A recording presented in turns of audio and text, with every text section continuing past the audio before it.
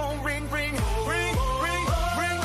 949-292-905. That's 949-292-905. Events, connection, and opportunity. All in one place. Come join the community. So text it now, don't wait in line. 949-292-905. That's 949-292-905.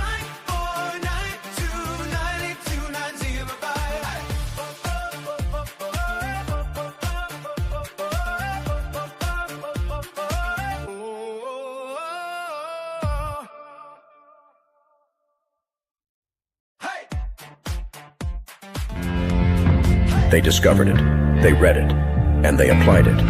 It's the golden thread that connects the titans of the self-development industry, the source that spawned millions of millionaires, the original blueprint to success. Think and Grow Rich by Napoleon Hill. Think and Grow Rich. Napoleon Hill, Think and Grow Rich. It's a classic. A classic. And I love Think and Grow Rich. I love it. It's right here. I mean, it's one of my favorite books of all time. Think and Grow Rich by Napoleon Hill. This material is what changed my life. This is the material I study every day. From being an immigrant woman, coming from poverty, and really coming to America and literally achieving the American dream. I can't even tell you how grateful I am for this man, for what he did for me and my family. Whatever the mind can conceive and believe, the mind can achieve. People don't realize is that when we let our ego get in our way, ego is the loss, the fear of loss. So need to be right, the need to be offended, the need to be hurt, fearful. When that trajectory changes, what happens is you continually go the wrong way. So my job as a coach is to say, let's get into the enjoyment of the direct pursuit of my potential. Right? And so when the light went on, it was not about the potential of making money and being an entrepreneur, which is one of my specialties. And I said to him, look, this is an opportunity now to show how great you really are. We can't let the outside voices, right, determine our success. The happiness that we have comes within. Why are you going to give that control to somebody else? Thoughts become things. And I always wonder, why did no one teach us this? Why did we not learn this in school? Why did we not learn this from our families? If you make your study a priority, your life will change. And I came up with 4 really valuable things that I took stock in. And the first one was gratitude. Simple gratitude. Although I grew up with nothing, I was always grateful. Throughout the whole process of consistently, persistently pursuing my potential, I was grateful. It made my past better, my present brighter, and my future even brighter than that. In fact, I tell people all the time, if you want to change your life, change your employee's life, your family life, it's very simple. 2 words, say thank you.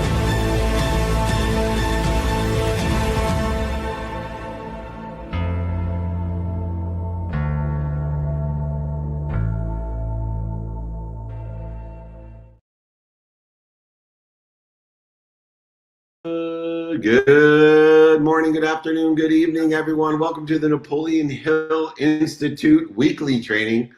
I'm going to be joined by an incredible co-host waiting in the wings. But before I bring the amazing Blaine Bartlett on board, that's BlaineBartlett.com. Today's lesson is about dreamers versus builders.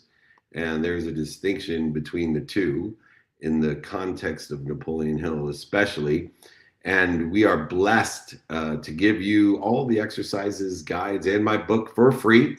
Just email me, david@dmeltzer.com. David means beloved. D is my first initial. Meltzer means waiter or servant. So let me be your beloved servant, david@dmeltzer.com. Just a quick review where you can see us in person. We will be at SoFi Stadium twice in the next week. So come and join us in LA at SoFi Stadium. Meet up holding court, interviews, VIP dinners for charity. We even have a longevity mastermind. Get your stem cell injections. Don't pay $50,000 to go to Costa Rica. Come and join us at SoFi Stadium. Then we'll be in Madison, Wisconsin. Meet up holding court in VIP dinner. Come and join us there. In Atlantis, in Nassau, the Bahamas. Come and join us. Then to Atlanta, Chicago, Las Vegas, Austin, Texas. I don't know why Gigi doesn't have Chicago in there. We'll be at the restaurant show, all with the car wash. Meet up holding court, VIP dinner. That's right. For charity, we support the Unstoppable Foundation as well as the Napoleon Hill Foundation. But come and join us. We had a fabulous Office Hours Season 10. Come and join us again for Season 10. Those are them. If you want to stay informed, want to stay invited, just text us. Hopefully, Gigi was playing the new music, the new jingle before the Napoleon Hill. She says thumbs up. I don't know how to sing, but it was area code 949-298-2905. That's area code 2949. Sorry. Area code 949. The next three numbers, 298, last four numbers, 2905. Be informed and invited, not obligated. Over 200 cities a year.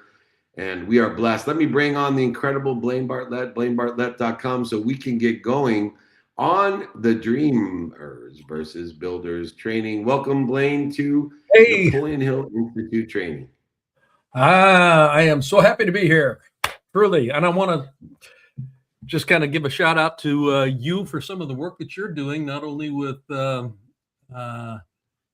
foundation and Napoleon Hill Institute, but also with the Unstoppable Foundation. You are just an exemplar of what it means to be a giver in life and a dreamer that executes. Well, as my mentor, for the sake of all of those people that are involved in Unstoppable and the literally millions that we've been able to impact through the leadership of Cynthia Kersey, wrote the book Unstoppable Women, the amazing mentor of mine who taught me the infinite loop of giving to allow other people to be able and capable of helping others so they can be closest to God, so they can be at their highest self. And that was a lesson that I learned through my mentor, Cynthia Kersey. And if you have any inclination to support us, we certainly are doing great work for over 20 years at the Unstoppable Foundation. Talking about dreams, though, and a dream that Cynthia had over 20 years ago to empower others and to not forget the young women she had met in Kenya. We all have these dreams. Their ideas are not the problem. There's millions of great ideas. But I have really dedicated my life and through the efforts of Napoleon Hill Institute about execution. And execution is the problem. Information, materialization, and monetization, the man-made constructs of the outcomes of execution. There seems to be this gap between where we are and where we want to be that creates by what we do, not just by what we imagine. And this idea of intention, whether it be Wayne Dyer or the Xanders or, of course, Napoleon Hill, to understand what we can conceive and imagine we can achieve, but only with intention, with what we do, say, think, feel, and believe. And we all have had these great ideas that excited us in the moment, but whether it was days, weeks, or months later, or even years, they're still just ideas. And it's because we weren't intentional. We didn't take a definiteness of purpose. We didn't put together a go, no go plan on what we're going to do, say, think, feel, and believe in this divine direction. And definitely didn't take the time to give the relativity and meaning for the sake of what are we going to do it. In this training, we will show how dreaming creates the vision, but building creates the results. And the difference is not intelligence or intuition or inspiration or talent or even resources, but it's execution. And so I'm going to start, Blaine, with the first lesson in this idea of dreamers versus builders with what do you perceive as the difference of having this belief, this vision without execution? And this happens every day in our personal and professional lives of what we want to become. But without execution, they just remain dreams and there are no results. Where do you see the biggest difference between the dreamers and those that are the builders? Two things. Yeah, number one, and this is the number one piece. You've got to do the do. I mean, just period, the end. Yeah. And this is where I think professionals, and I'll use the word in a broad sense, your professionals separate themselves from amateurs. Amateurs are going to be looking at the clock at 6 a.m. in the morning going, well, maybe 30 more minutes. They'll hit the snooze alarm. Professionals are going to go, this is what I said I wanted. This is where I said I'm going. The alarm has gone off. It is time to move. It's time to do the do. And it's that mindset that makes the difference. It's not just the dream itself. The dream is, like you're saying, everybody has dreams. Everybody has ideas. They're manifested when somebody has actually stepped into harness and started doing the pull. It's so true. And, one of the things too is, I think, within the realm of definiteness of purpose, of inspiration, of the common denominator of successful people that have a desire that they must be what they can be are, in my opinion, the people that really do the do are the people that wake up before their alarm because they're so excited to do the do. Yeah. And, to me, those are the empty milers. And there's a whole nother level of execution when you're waking up before or without an alarm to do the do, because you have a desire that you must be what you can be. For the sake of what you're taking care of your sleep and your health and your family and your finance, your faith, and you're studying the time to get better and more efficient and effective and statistically successful, productive in a way that you've never imagined, even beyond the dreams that you have. So there is a next level to do the do, and it's inside of you that desire lies. You mentioned there was a second thing beyond do the do. What was that difference that you see? It's the difference that separates the amateur mindset from the professional mindset. And honestly, I think what that ends up becoming is what Wallace Wattles would call the desire. Neville Goddard talks about desire. Desire isn't, God, that'd be nice if. Desire is, I can't not move because this is so important. That it's that desire that fuels, and it doesn't come out of a sense of lack. It doesn't come out of a sense of I don't have this. It comes out of a sense of I know that this is here. Now it's my job to go get it. It's already manifested. I've got to go get it now, and that's the compulsion. That's the compulsion that comes into play here. I can taste it, feel it, smell it. I want to have it in my possession at this point in time. So it's that desire that makes the difference. And within the difference too is the understanding about having a centralized repository of activities and being able to somehow categorize your activity: planned, unplanned, paid, unpaid, non-negotiable, negotiable is one that I use, categorized as aligned with the divine direction, with devotion, or interfering with that divinity. And understanding that shift that you're talking about from thinking to doing, and doing the do, and prioritizing correctly, there has to be a system. And for me, understanding the dependent variable of time and being very consistent in how I do the do and what I'm doing with my time, because today, especially in this monkey brain world of short-term stimuli, it's quite easy to get distracted. I use the student of the calendar with non-negotiable, negotiable behavior, categorization of divine direction and interference. Is there some mechanism or methodology that you use to make sure that you're doing the do and not just thinking the think? Well, you mentioned student of the calendar. I have been working with my calendar for probably 40 years. I mean, truly. I know that what goes on the calendar is actually something that's going to get attended to. If it doesn't go on the calendar, it doesn't get attended to. It will tend to fall off. Now, it doesn't mean that it doesn't sometimes happen, because I've got some white space there that I can fill up. But if it's on the calendar, that it's a non-negotiable. And I'm very clear that I do not put something on the calendar that I'm not willing to follow through with. So, yeah, you can call it when circumstances arise. When circumstances arise that you can't follow through, do you have a methodology or a system for reprioritizing, pre-prioritizing, post-prioritizing? What do you do when circumstantially you've dedicated time to something, but lo and behold, something occurs, family or health, that takes priority over that financial plan that you had? It gets rescheduled as soon as possible. It doesn't fall away. It gets rescheduled because if it Immediately. got on And the calendar in the first understanding where place, that blank, yeah, and understanding where those parking places are allows you to do that. So I always say study the unplanned time as much as you study your plan time, because if you do come up with a well-developed plan, God will laugh at you. boy, is that true. Yep. Yeah. So to that point, I do build in white space as a contingency.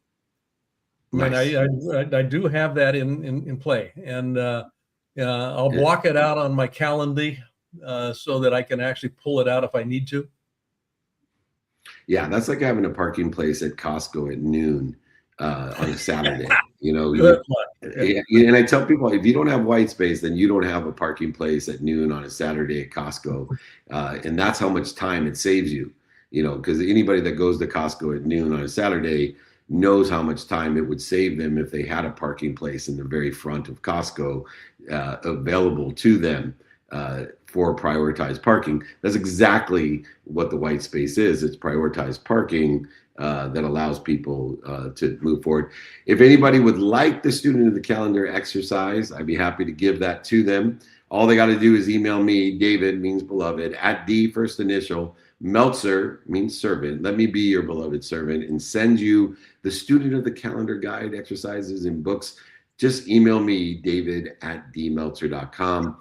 Moving on to lesson number 2 is, it's one thing to go ahead and do the do, but if we don't know what we want, then the do may be in alignment with something that we don't want instead of something we do. So without definiteness of purpose, if you haven't read, of course, the Outwitting the Devil, we drift, and dreamers stay vague, while builders are definite in their purpose. They know exactly what they want, who they can help, and who can help them, utilizing the student of the calendar to be how, and then prioritizing. We want success or growth, but we don't define what actually looks like. With measurable terms, we're not going to get there. You are the king of helping people not drift. What are some of the things that we can do to create a definiteness of purpose so we can apply our why instead of searching for dreams? It's been my experience that most people are far more clear about what they don't want than what they do want. And So good.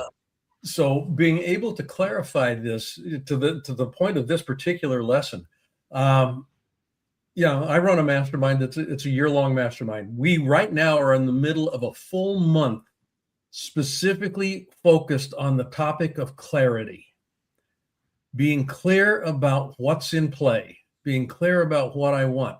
So a couple of components that come into play with that have to do with inner talking. Partly it has to do with how I voice what it is that I'm after so that I can actually get people to work with me in the process. But more than anything, it is anchored in something that you and I both we'll talk about. It's called the for the sake of what. It's one thing to have a dream, but if it's not rooted in a meaningful for the sake of what does this make possible? What do I get to have, do, or be that I wouldn't get to have, do, or be if this wasn't on my radar? So it's the clarity around that have, do, be. It's that clarity around the for the sake of what matters. Because if I'm not clear about what matters, it's real easy to drift. So easy to drift when we don't have some sort of framework to know our divine direction and align the meaning of the past in that as well. And clarity provides a bigger spectrum and a stronger signal to access the information that's necessary, the monetization, the materialization. And so when we define things, the only caveat, which I used to get into deep conversations with Bob Proctor, our mentor, you're a really close friend. He was very, very insistent about having and defining exactly what we want in specific terms. And I was a little bit in a varying idea that I think too much specificity creates resistance, especially time. When we say I want, $1,000,000.36 by December 22nd at noon, this actually creates resistance, in my opinion. I would rather say I want to double the amount of money I make as fast as I can, or I would like specifically this or better. I think there's a realm of infinite humility that I may not know what I don't know. And so this specificity and clarity can be in a trajectory where I'm allowing still the open-ended infinite nature of the universe to provide me better than or different than and better than, trusting with faith the protection, promotion, love, and perfection of the infinite, the source, and become a better resource. So any feelings about, I know we share that mentorship with Bob. I know he was a big proponent of specificity. Which school of thought do you prefer? One of exact specificity or more an open-minded trajectory and humility-based acceleration of progress in pursuit of that? My preference is not to constrain the universe. And when I get too specific, now I've given instructions to the universe that it has to fit in this container. And if the universe has got more than will fit in that container, I don't get access to it, which is why I actually work with, for the sake of what, Matt, what's the experience that I'm seeking? Money, as an example here, is just a placeholder for an experience. So I want to experience abundance in my life in all of its manifest forms. That opens up a very interesting conversation with the universe. And there's a lot of room to play with that one. Yeah, and if you would like the practices to get clarity, balance, harmony, and focus, just email me, david@dmeltzer.com, beloved servant, david@dmeltzer.com. The third lesson is the idea of discipline, which is consistency over motivation or inspiration. I call it devotion because I see so many people disciplined in things, but not achieving through their discipline what they desire because they leave out that for sake of what. And for me, devotion is a culmination of being disciplined in a divine direction and aligning the meaning, or for the sake of the relativity of what that disciplined, devotional, divine direction and meaning is giving us. Because so many people do, they're disciplined in working but don't make money. They're disciplined in working and don't provide for their families. They're disciplined in working and they don't take care of themselves. And instead, when you understand the divine direction, the discipline becomes devotional with the desire that they must be what they can be. And so dreamers a lot of times rely on the inspiration, but builders rely on devotion, disciplined in a divine direction, which is aligning the meaning as well. But without discipline, devotion in divine direction, consistent action is the only thing that compounds, accelerates, aggregates the success that we desire, or better, as you mentioned earlier. Any advice you can give us in the inspiration and motivation to transition discipline to devotion, to stay consistent, knowing that human nature hates repetitive. It is counterintuitive that I should have to do something the same every day, but that's what it takes, as Gladwell and many others have taught us, in order to get the exponentiality out of life. We say we hate repetition, yet we wake up in the morning when we brush our teeth with the exact same hand that we used yesterday. So we have examples all over our life where repetition is in place, and what it's done is it's produced habits. And habits are the mechanism by which we actually produce what we have in our life. Our life is a function of and an expression of the habits that we engage in. So I love the word devotion here, Dave. Devotion is the marriage. It's the marriage of desire and faith. That's what devotion ends up becoming. And you think about a devotional act. It's an act that is generated out of desire for an outcome, but it's also faith that that outcome exists. So you put those two together, and now you've got something that you can actually, with joy, have a habitual, repetitive practice with. People that are devotional do not rue the activity. They actually enjoy it. They look forward to it. I'm devoted to my meditation practice. It's just something that is part and parcel of the way that I live my life. And if it's not there, I miss it. Same with brushing my teeth. If I don't do it, I miss it. And one of the things that I teach in order to create the discipline, devotion, consistency over the motivation to get us up, get us started, and get us back started is a habit machine. So an actual methodology of building habits, not just specific habits, but the actual habit of creating habits. And if you would like the habit machine, just email me, david@dmeltzer.com, david@dmeltzer.com. David means beloved, D first initial, Meltzer, servant. Let me be your beloved servant. Lesson number 4, a repetitive lesson nonetheless. We'll just brush our teeth once again with the same hand. But accountability is a part and parcel to everything. And we need to take ownership of how we and what we do to be responsible, to attract it to ourselves, and most importantly, to participate in a perception regardless of the circumstances. I call it living above the line. Too many people today live below the line in blame, shame, and justification, all which interfere with their potential. And so there's certain inventories and certain audits that need to take place. And to do so, we have to do something difficult, and it's actually give ourselves feedback, honest feedback. And like I always say, nobody likes feedback in the present, but we certainly don't like to give ourselves honest feedback. Why be self-torturing? But more importantly, we need to track those and be consistent and own them. For you, accountability has a huge role in everything that you do. How best do you help people with their accountability and justify that they use to justify their inactions? I use a simple model that I was introduced to about 40 years ago called reasons or results. At any point in time in life, we will have one of two things, either the result that we said we wanted or the reason, story, or justification for why we didn't have it. Most people will plant a flag on the reasons, results, stories side of that ledger, and they will argue to the death about the correctness, the rightness, the validity of their story, reason, or result. The problem with that is the story, reason, or result has all the power at that point in time. It has all the power.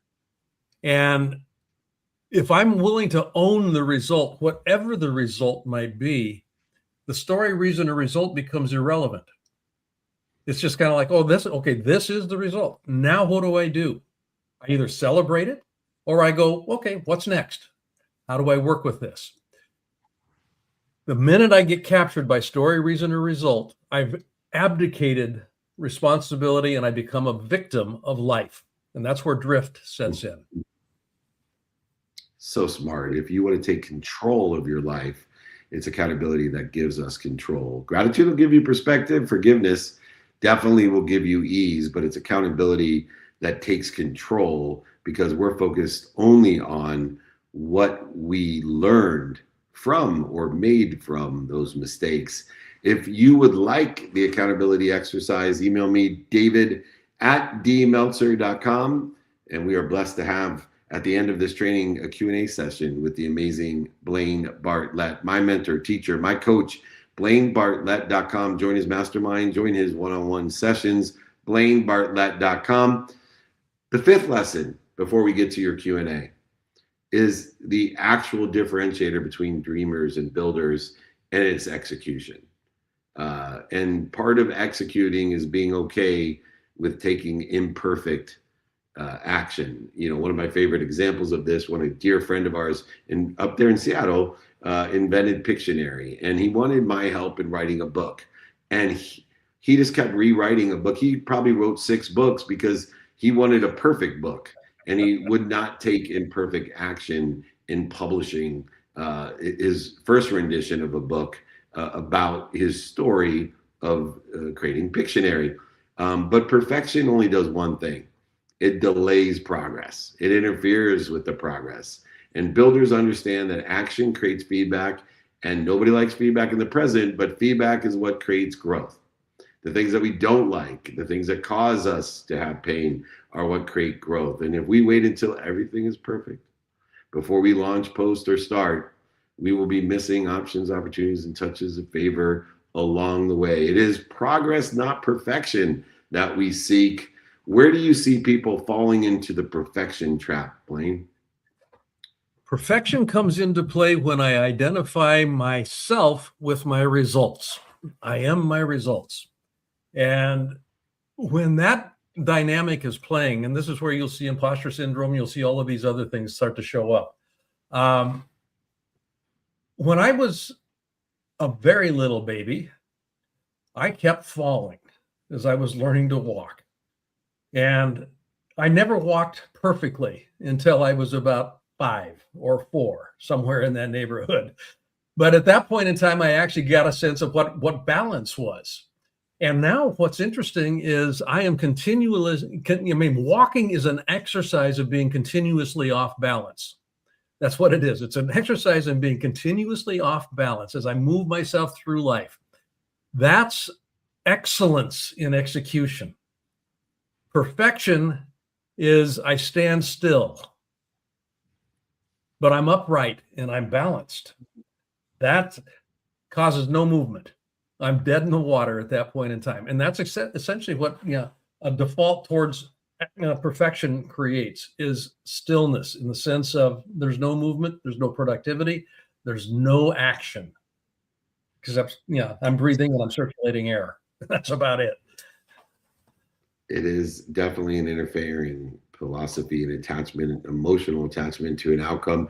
If you'd like the progress, not perfection exercise, just email me, david@dmeltzer.com. And the final lesson before we get to the Q&A with Blaine Bartlett, blainebartlett.com, is exactly what you were talking about, which is identity.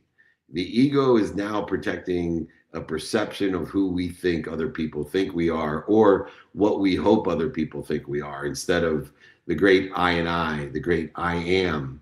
And the more that we can understand that builders live in a realm of I am, what am I doing to interfere with it? Not this is what I think other people think of me, or this is what I want people to think of me. Lasting change doesn't come from what we do occasionally. It comes from being consistent, as we said. And if we want the results in our daily actions are not reflective of an identity of someone who builds those type of results, we are not going to get to where we want to be or better.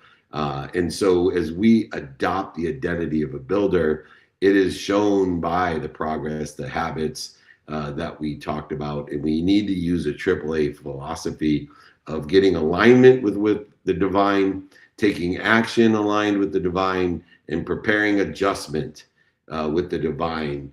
As we reinforce consistency and the AAA philosophy, Blaine, to become a builder, what identity should we take on?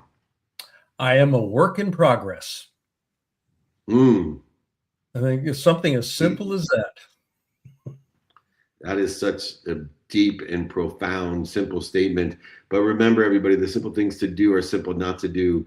I am on the potter's wheel. I am a work in progress. I am pursuing my potential and learning to enjoy the consistent, everyday, persistent, without quit pursuit of that potential, of that identity of becoming a builder, and stop just dreaming. Never stop dreaming, but stop just dreaming. Be a doer, because doers do. Because at some point, we have to decide whether we're going to keep dreaming or start building. Our future is determined by the actions we take consistently. The people who create the most impact aren't the ones with the best ideas. They're the ones who act on them repeatedly over time without quit and enjoy their activities. We definitely don't need more ideas, especially with AI. There's more ideas about ideas, and the ideas could even infinitely imagine. We need more execution. We need people to monetize, materialize, inform us, Builders separate themselves through consistent action, not perfect plans. And if you would like the exercise and guide on becoming a builder, understanding the dreamers versus builders contrast, please email me your beloved servant. David means beloved. At D is my first initial. Meltzer means servant. David at dmeltzer.com. This has been a blessing to be part of this Napoleon Hill Institute Wednesday training with my partner, the amazing coach, mentor, and teacher. Join him on his mastermind, on his coaching, Blaine Bartlett, blainebartlett.com. I'm going to leave you in good hands on Wednesday with a little Q&A with the amazing Blaine Bartlett. Remember, most importantly, everyone, be more interested than interesting. Be kind to your future self and do good deeds. Hit it, Blaine. It's all yours. Thank you, my friend. Go knock them alive.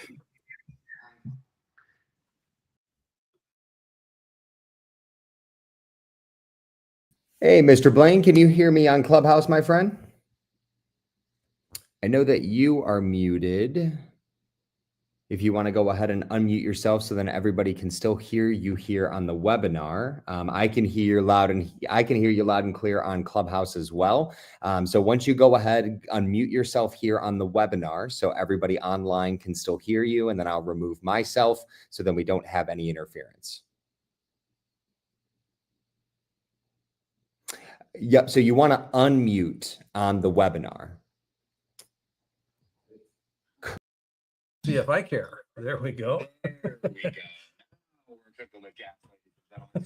So we will transition, as David had mentioned, to the Q&A session with the double B, that's Blaine Bartlett. You can reach him at blainebartlett.com. But for the first question of the day, I'm going to turn it over to a near and dear friend to you, Mr. Blaine, who I have helped coin as the Queen of Curiosity, and that's the lovely Colleen Malloy. So, Colleen, it is always good to see you here. Thank you for always showing up and bringing the incredible questions. What do you got as our first question of the day? Thank you so much. I appreciate it. Blaine, we talked a lot about your making decision, and you talk about for the sake of what. That goes into all of your personal and professional decisions that you make. As far as long-term legacy and the effect that has on all of the difference that you're making and being intentional with those decisions. What does legacy mean to you, and what are you hoping to leave behind as well? Oh, great question, Colleen. I love the legacy question. Most people will define legacy in terms of what I'm leaving behind. I mean, and that certainly is a valid way of looking at it. I prefer to think about legacy in the context of what is happening now. What impact am I having now? I honestly, and I got over this some time ago, I'm not concerned with what people think about me after I'm gone. I am concerned about the impact that I'm having while I'm here. So I've kind of recodified for me what legacy means, and it's a living process, not a process that has a termination point, if that makes sense. Absolutely, yeah. My perspective has changed so much after having kids on legacy, so I appreciate your perspective. Yeah, and boy, and the kids are. I mean, that's actually what began to turn me around on it. Was with my kids and with the grandkids. It's kind of what impact am I having today on them, because they actually will end up living far beyond me, and there will be a piece of me that carries on there. But that's I'm more concerned about what they're doing today than what they're going to be doing tomorrow. Thank you for sharing. You bet. Thank you for the question.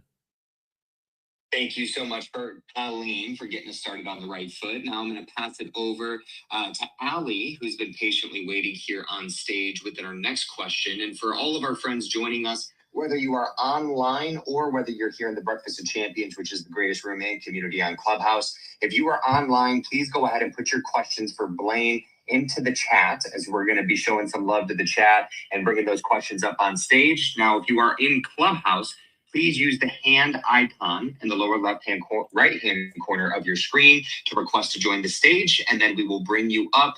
You can also utilize the room chat if you feel more comfortable putting your questions there. But Allie, without further ado, kicking it over to you for our next question. Happy Wednesday. I love these calls, Blaine. Yeah, it's good to see you again, Allie. I don't see you, but I see your picture. So my question is around discernment versus fear today. And the question is, how much of clarity is really about courage? In your life, was there a point where you had clarity, but had to build the courage to actually honor it? That's an interesting question. Fear is always going to be future oriented. And I say that in the context of I'm either going to be concerned about an outcome or worried about what I'm going to be missing. So both of them have to do with future states.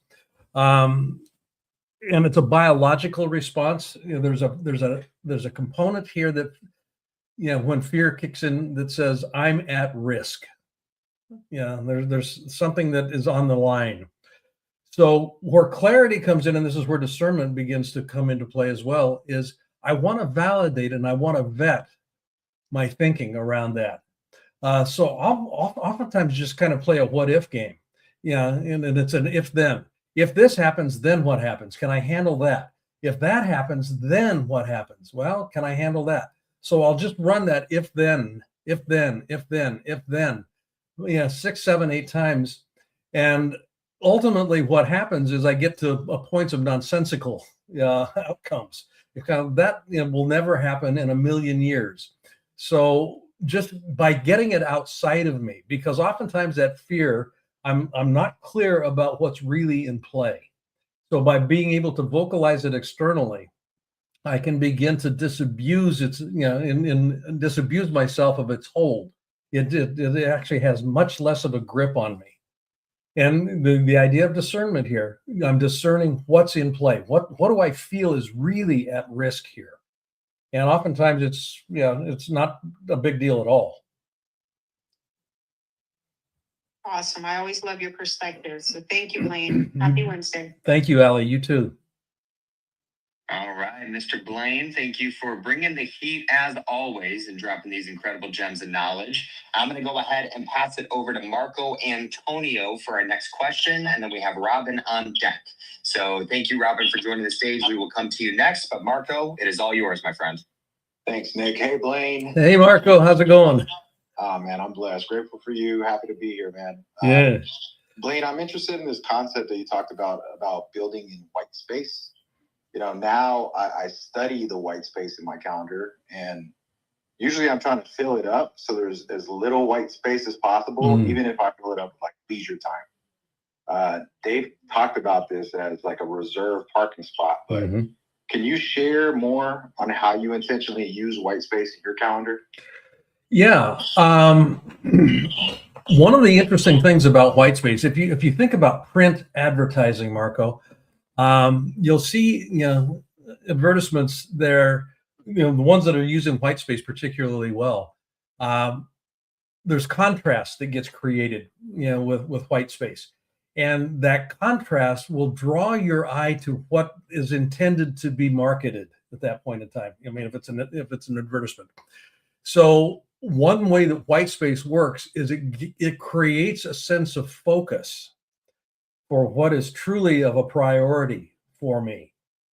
So that's one way that I actually use white space on the calendar. The other one is, as David was talking about, is I've got space reserved for unexpected contingencies. I mean, stuff that happens. It's kind of like, okay, I knew, life is unpredictable, and in its unpredictability, how do I mitigate not being knocked completely off balance? Well, one way that I do that is I have this little buffer on the calendar, and if need be, I can actually move something into that place. What you talk about creating what you're calling white space for leisure time, you're not really creating white space there. You've actually booked it. It's actually booked. So the problem with the way that works, if there's a problem, the challenge is that white space, that leisure time oftentimes has less priority to it. So it's easier to poke holes in it. Because it doesn't often, for particularly solopreneurs and entrepreneurs, it doesn't have the same prioritizational gravitas as something that has to do with the business. I mean, that's generalized, very generalized, and it's not applicable to everybody at all times. But I want to be cautious about what I'm putting on the calendar. White space is white space. There is absolutely nothing booked in that place until it needs to be filled with something that can accommodate it. I hope that makes sense. Yes, it does. I mean, I've noticed Dave block off time that says "do not book during this time," Mm-hmm. And it could likely be his white space. So, thank you for pointing that out, and something I need to incorporate as well. Yeah, for your peace of mind and sanity, it's a real useful tool. You take the blame. Thank you so much, Marco. And real quick, Blaine, before we take Robin's questions, we do have a question coming in from the chat that is asking, how can they get in touch with you and join what is your mastermind group? Great question. BlaineBartlett.com is the website. And there you go. Thank you, Gigi. bbartlett@avatar-resources is my email. So just go ahead and send me an email and let me know what it is that you're interested in, and we'll book a conversation. And we'll see what needs to happen from that conversation. Perfect.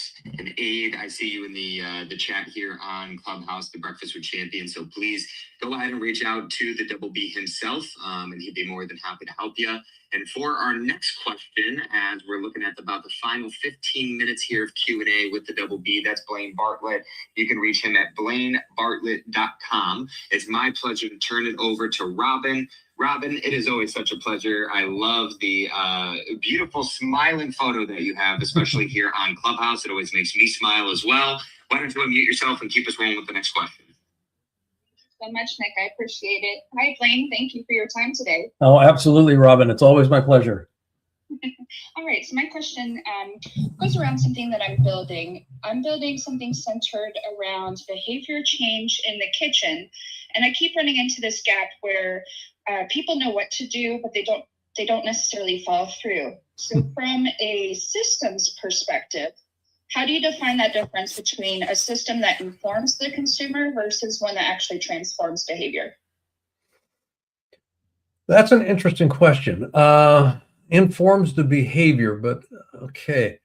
So in a kitchen specifically, huh? Give me a little bit more to work with here. Yeah, specifically, give me an example of what you're talking about. Yes. So what I'm trying to help people at home with is learning how to cook and making a meal based on how they feel, what they have, and how much time they have. Uh-huh. And so it's giving them confidence, it's eliminating decision fatigue, and giving them that sustainable approach that they can execute their own meal, cooking with what they actually have in their pantry.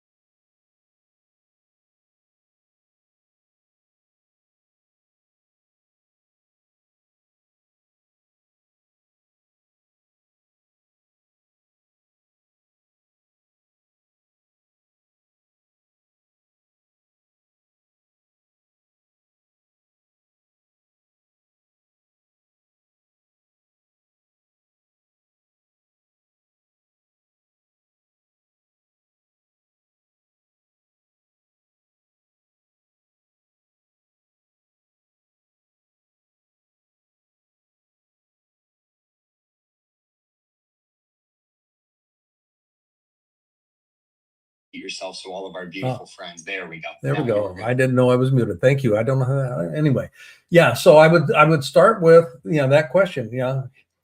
What matters to you? For the sake of what do you want to do this?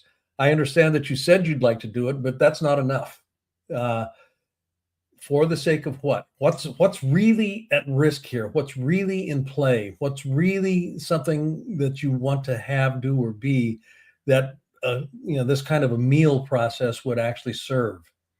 If they don't have clarity around that question of what matters, they're going to end up drifting. They're going to end up going, well, something else matters. Something else became more important. And that's always the case when people don't follow through on something. Something else became more important because they weren't clear about what mattered.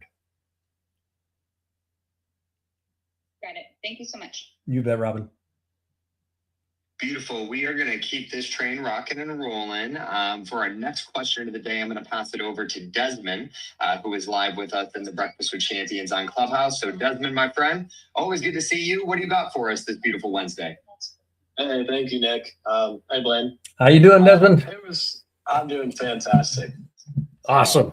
There was a concept or a sentence that you mentioned, and I just would like some either clarification or expanding on it. You mentioned that money is a placeholder for experience. Mm-hmm. Yep. Money is a place. Yeah. Yeah. Money is a placeholder for an experience. It is. So you think of any dollar amount that you'd like to have. What does it make possible if you achieve that? That's the experience that the money is now a placeholder for. So people will confuse having the money with the experience. And that gets us off the rails pretty quickly if we're not paying attention. And people will chase a dollar and sacrifice what they said was important, which is security for my family. Well, if I'm not around, for my kids, I'm compromising their security long term. I mean, there's all kinds of ways that ends up showing up. I want to be clear about why do I want that particular number? What's that making possible for me, for us, that sort of thing. So everything in life actually ends up becoming a symbolic representation for an ultimate experience that I want to have. And you can think about a car. I want to have that car, whatever that car might be. Well, what's the experience that is embedded in that? Well, I want people to think I'm successful. Okay, that's one thing. Does that actually provide that? So then you can actually begin getting some really interesting questions here about what does success in life look like? And if success is predicated on symbols, you're going to have a real rough road in front of you, long term. Yeah. And then a little bit of a two-parter. Do you think that that's a healthy mindset to have? If you're saying that a car represents your success, because I know David usually talks about how comparison is the thief of joy. So if you're comparing yourself to somebody else who has a lesser car, and you're saying that since my car represents success, is there just some clarification on that? Yeah, that comparison is a great place to start. It's a horrible place to live. So, I mean, you can use comparisons in that. We'll use the car analogy here as an example here. That'll get you up and moving. Yeah, it's kind of like, okay, I want to get that. Okay, then you go to the question, for the sake of what? What does that make possible for me? Why does that matter? But at least you're in movement. You're in motion. So, and if you want to have a symbol for success, and sometimes that's important. When we were, I spent a long time in Japan, and we had set ourselves up in an office space in a very nice place in Tokyo. Partly because in order to do the kind of business we were doing as a consultancy, we needed to have our clients experience us as being successful. Location mattered. So location became a symbol of our reputational success. We obviously were successful because we were located in this in this building in this part of town. So there's a place for it. There's a place for it. There's no question about that. But I want to be real clear about what's actually going on with it. It's just a symbol. Okay. I appreciate that. My pleasure. Thank you for the question. That's a good one. Yeah. Thank you for teaching. Beautiful. Thank you so much, Desmond. And for our next question of the day, I'm going to actually pull a question from the chat, Blaine. So I'm going to put it up here on the webinar for you. And this is coming from Jennifer. She says that I have a lot of dreams and ideas related to supporting my focused life project. What is your advice on how to weed out the dreams or ideas or inspirations that are not worthwhile for pursuing? This is where a focus around desire comes into play. Yeah, and I think Napoleon Hill, in his book Outwitting the Devil, hit this pretty well. There are so many externalities in life that say, pay attention to me, over here, hey, squirrel. I mean, all that stuff. A focus, an unrelenting focus on what I say matters is one way that I begin to actually weed that out. I mean, Steve Jobs at one point in time, said it's more important what we say no to than what it is that we say yes to. And he literally ran Apple when he came back to Apple. He ran Apple in large part off of that premise. It's more important what we say no to than what we say yes to. So there's just a way that you practice that. And so my advice is, forget the FOMO. Yeah. If these dreams and ideas and inspirations are truly worth pursuing, they will still have a life. When whatever it is that you're doing, your life project is actually, coming into fruition. One way to think about it also is, does the fact that this is popping up, whatever this dream idea or inspiration is it legitimately part of my life project? Is there a way that can be worked into my life project? Because, I'm making an assumption here that in terms of this life project, you've got some idea of what that would look like, feel like, taste like, smell like. That's where you're starting from. The universe is now in a position to provide some additional resources. So I wouldn't dismiss out of hand these new dreams, ideas, or inspirations, but I would be very careful about how I vet them. And that vetting process has to do with, how does it contribute to, as opposed to how does it take me away from? And if it doesn't contribute to in a meaningful way, then you set it aside, put it in a parking lot, come back to it later. I love it. Well, thank you so much, Blaine. And thank you, Jennifer, for the question as well. And as we close out with the final question of the afternoon, and again, Blaine, want to thank you for not only taking the time to be a part of these Napoleon Hill Institute trainings, but for going the empty mile, not just the extra mile, especially with these Q&A sessions. And as a reminder to everybody in the audience, whether you're online or here on the Breakfast with Champions, you can reach out to Blaine directly. Of course, he's on all platforms, but more specifically, you can reach him at blainebartlett.com. Once again, that is just blainebartlett.com. And you can also email him directly at bbartlett@avatar-resources.com to make sure that you guys get in touch directly. But for the final question of the day, we got to show some love to one of our favorite people, Mr. Blaine, and that is our incredible producer. That is the lovely Gigi. So Gigi, why don't you unmute yourself and close us out with the final question of the day? Hello, and again, thank you, Blaine. My question is, when someone is building and dreaming, and an example is Michael Jackson, he didn't start his solo career after 11 years of putting his first solo album, and he didn't perform the famous Billie Jean after 12 years. How did someone build that kind of patience, even if he had all the talent and all the gifts from God, and he still waited that long? He waited that long. Well, I can't speak for Michael specifically. I didn't know him. But my experience with this is, Gigi, I know you well enough to be able to kind of know that you'll appreciate this analogy. I live on an island, and I mean literally, I live on an island, and there's nature everywhere. And when seeds drop, whatever the seed is, whether it's an apple tree, and we've got apples, and we've got pears, and we've got carrots, and all kinds of stuff around here. There's a germination cycle that comes into play here. And it takes as long as it takes for that seed to actually germinate and break ground. One thing that I would assume to be true about Michael Jackson in this case was, he had surrounded himself with, he had success early on, part of the Jackson 5.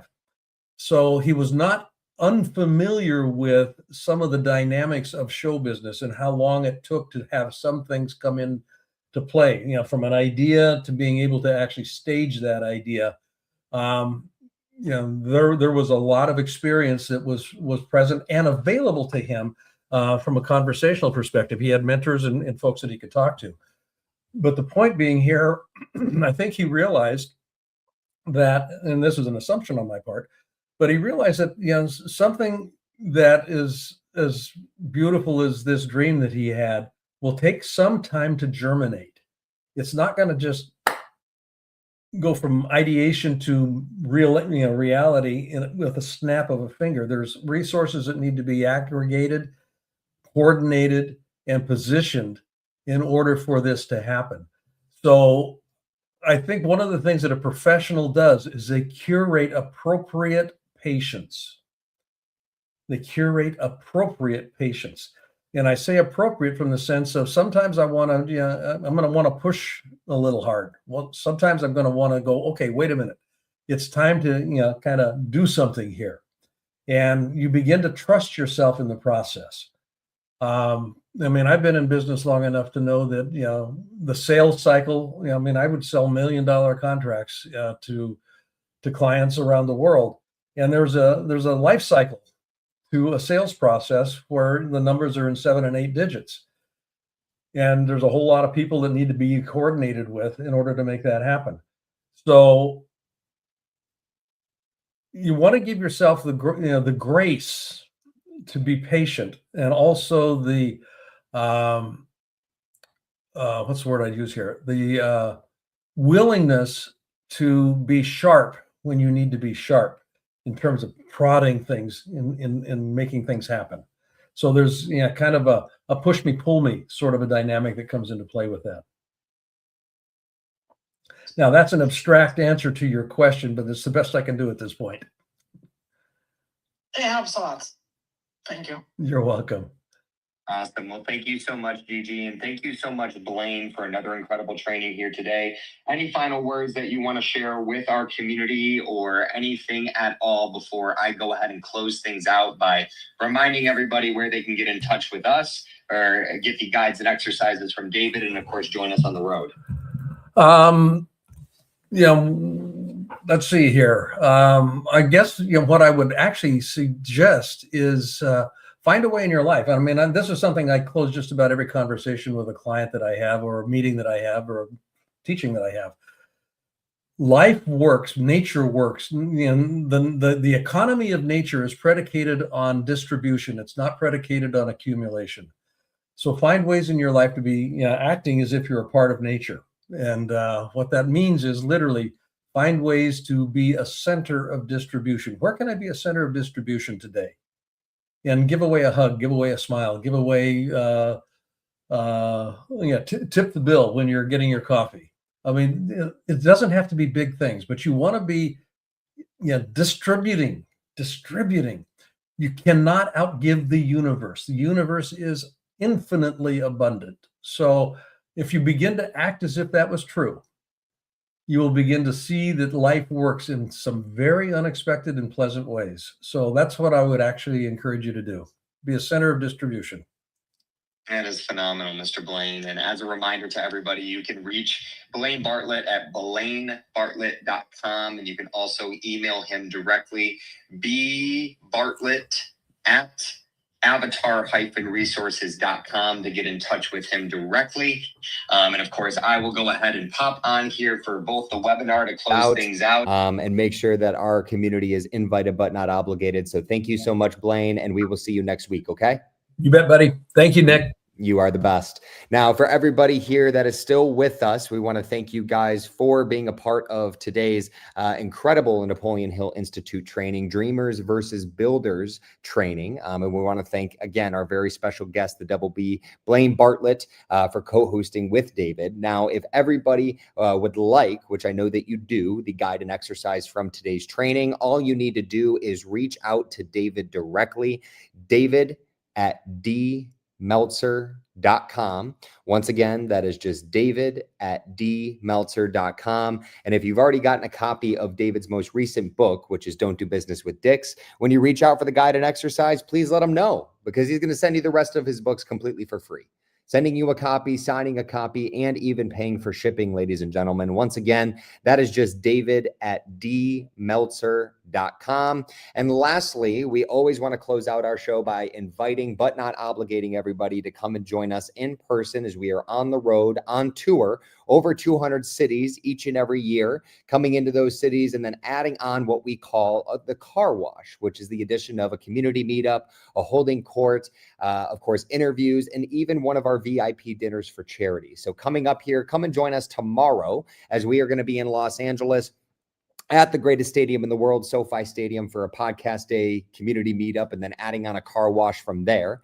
Next week, we're going to be back in Los Angeles at the greatest stadium in the world, SoFi Stadium, for our longevity and stem cell mastermind, adding on a car wash once again. Then it'll be off to Madison, Wisconsin for the big graduation weekend, adding on a car wash. In the Nassau, Bahamas with the incredible Win Global Mastermind team. That's Bill Walsh, Sharon Lecter, David Meltzer, and so many others, adding on a car wash there as well. Then it'll be off to Atlanta, Georgia with Jesse Itzler, Chad Sandrigan, and others at the Cannonball Moments Conference, adding on a car wash. Chicago, Illinois for the National Restaurant Association show, adding on a car wash there as well. Back to Viva Las Vegas, where we might even get the pleasure of having the Double B, Blaine Bartlett, join us there for Office Hours TV show season number 10. And if not, maybe in June. Of course, adding on another car wash. And then we're going to round out the month of May in Austin, Texas with the Aspire Business Tour family. And then back here in Orange County in Newport Beach for our mastermind with the incredible Mr. Tim Story. Now, ladies and gentlemen, I know that is way too much to keep up with, and that is intentional. That's why we have our text community. David and I need it more than anybody because it reminds us on where we're going and where we're supposed to be. So if you guys want these reminders and over 200 invitations, but not obligations a year, all you need to do is text us directly at area code 949, next 3 digits 298, last 4 digits 2905 to get these reminders and invitations, but not obligations. Once again, that is just area code 949, next 3 digits 298, last 4 digits 2905 for all of our reminders and invitations every single year. Of course, we're going to be back here live in the Breakfast with Champions, specifically this upcoming Friday, 6 a.m. Pacific, 9 a.m. Eastern time for David's Free Friday trainings. But in the meantime, everybody, have an incredible rest of your Wednesday afternoon. And reminder to be more interested than interesting. And of course, be kind. Be kind to your future self and do good deeds. Hit it, Gigi.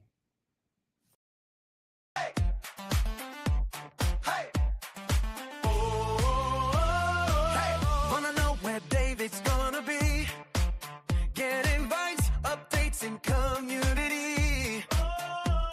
When he's in your city, you won't miss a thing. Just text the number, let your phone ring, ring, ring, ring, ring. 949-298-2905. That's 949-298-2905. Events, connection, and opportunity. All in one place. Come join the community. So text it now, don't wait in line. Right for life. 949-298-2905. That's 949-298-2905.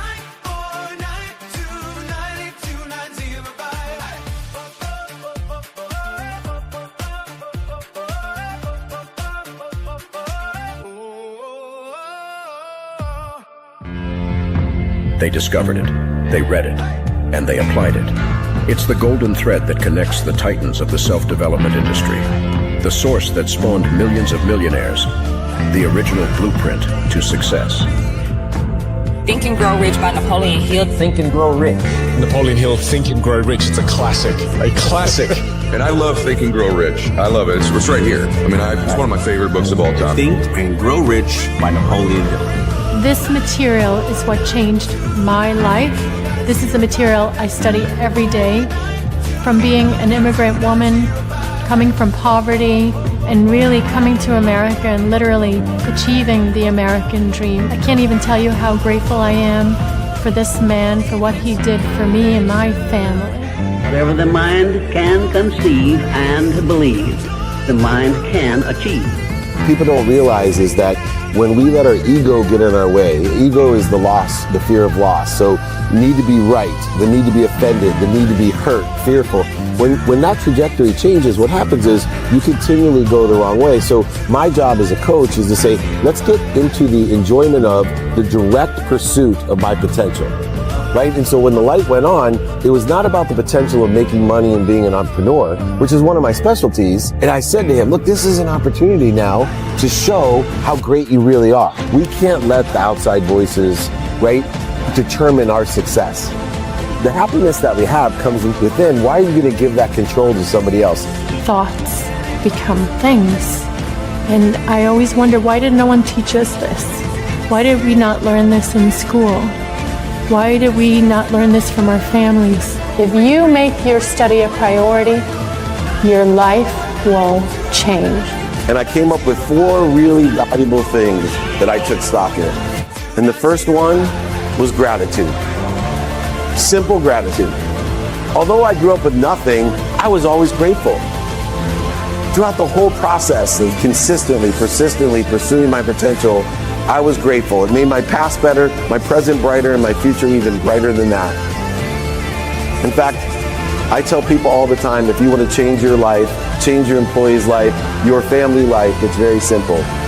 2 words, say thank you.